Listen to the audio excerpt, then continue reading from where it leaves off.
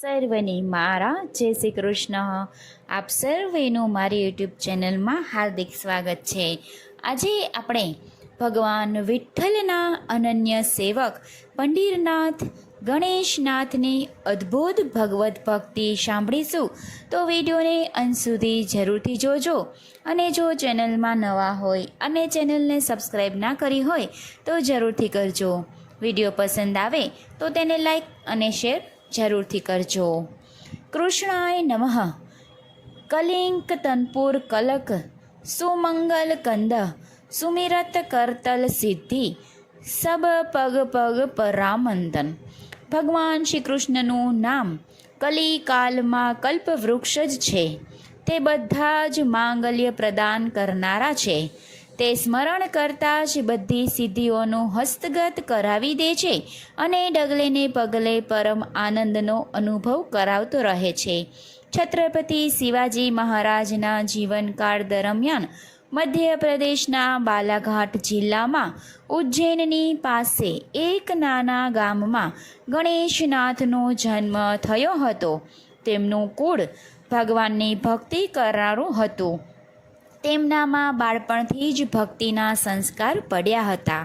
માતા પિતા શ્રવણ કરતા અને ભગવાનના ભજન કીર્તનમાં પણ સંલગ્ન કરતા. આને લીધે ગણેશનાથને ભગવત કીર્તનનો વારસો પ્રત્યુક્ત ધન રૂપે પ્રાપ્ત થયો હતો. માતા પિતા ગણેશનાથજી યુવાન થયા તે પહેલાં જ પરલોક સિધાવી ગયા હતા. પરંતુ ઘરમાં બિરાજતા ભગવાન અને એમના નામ સંકીર્તનનો એમને એવો સહારો હતો કે તે એકલા છે એવું તેમને કદી લાગતું જ નહીં. તે અહર્નિત હરિરંગમાં ડૂબેલા હતા. ભગવાન પંઢરીનાથે તેમને પંઢરપુર આવવા પ્રેરણા આપી. એટલે તે પોતાનું ગામ છોડી અને પંઢરપુર ગયા અને ત્યાં ભજન કીર્તન કરવા લાગ્યા. એકવાર છત્રપતિ શિવાજી મહારાજ પંઢરપુર પધાર્યા. પંઢરપુરમાં એ દિવસો દરમિયાન એમના વૈરાગ્ય અને સંકીર્તન પ્રેમને કારણે સાધુ ગણેશનાથ પ્રસિદ્ધ થઈ ગયા હતા. શિવાજી મહારાજ એમના દર્શન કરવા ગયા. તે સમયે ગણેશનાથ કીર્તન કરતાં કરતાં નૃત્યો કરી રહ્યા હતા. મોડી રાત થઈ ગઈ હતી પણ ગણેશનાથજીને સમય સ્થિતિનું કશું ભાન નહોતું. તે તો ભગવાનના નામ રસની ખુમારીમાં એવા તન્મય થઈ ગયા હતા કે શિવાજી મહારાજ સામે ઊભા છે એમની પણ તેમને ખબર ન હતી. તેમનું કીર્તન ચાલ્યું ત્યાં સુધી શિવાજી મહારાજ ઊભા રહ્યા. કીર્તન પૂરું થયા પછી તેમણે ગણેશનાથજી પાસે જઈ અને એમના ચરણોમાં પોતાનો મુકુટ મૂકી પ્રણામ કર્યા. ખૂબ આગ્રહ કરી તેમને પોતાની રાજ શિબિરમાં લઈ ગયા. ગણેશનાથજીનો ત્યાં ખૂબ આદર સત્કાર થયો. 32 પ્રકારના પકવાન સોનાની થાળીમાં પીરસાયા. સવર્ણ જડિત પતંગ પર, કોમળ ગાદલ પર અને પુષ્પગુચ્છાદિત ચાદર પર સૂવાની વ્યવસ્થા કરાઈ. પણ ગણેશનાથજીને તો કોઈમાં રસ ન પડ્યો. તે તો પોતાના સૂકો કોરો રોટલો ખાઈ શિબિરની બહાર પથારેલા કાંકરા પર સૂઈ ગયા.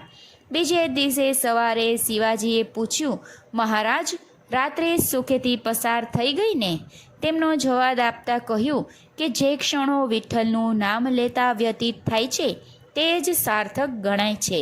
તેમની ભક્તિ અને કીર્તન કરતા જીવન વીતે તો જ તે સફળ ગણાય છે.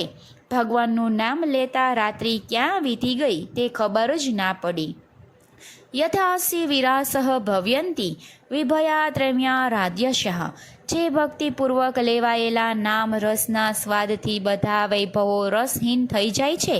ત્રણેય લોકનું રાજ્ય, ભૌતિક સુખો નીરસ ફિક્કા થઈ જાય છે. તે મળ્યા પછી ગણેશનાથજીને શિવાજીને વૈભવમાં રહેવાનો ક્યાંથી રસ પડે?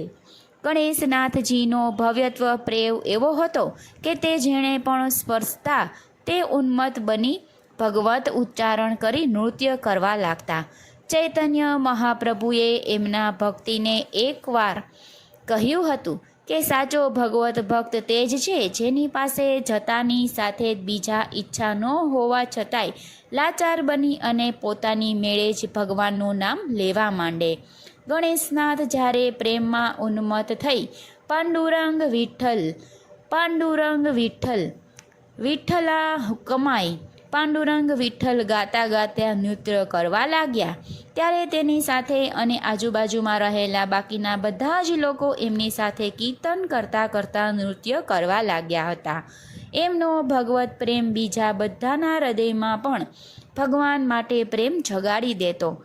જેમાં ભીના વસ્ત્ર પર સૂકું વસ્ત્ર મૂકી તો સૂકું વસ્ત્ર પણ ભીનું થઈ જાય તેમ તમામ સંસારી ભગવત પ્રેમી થઈ જાય. ગણેશનાથજીના સંઘર્ષમાં આવે ત્યારે પ્રેમ ભક્તિના નર્શમાં આદ્ર બની જાય. તો સર્વને મારા જય શ્રી કૃષ્ણ.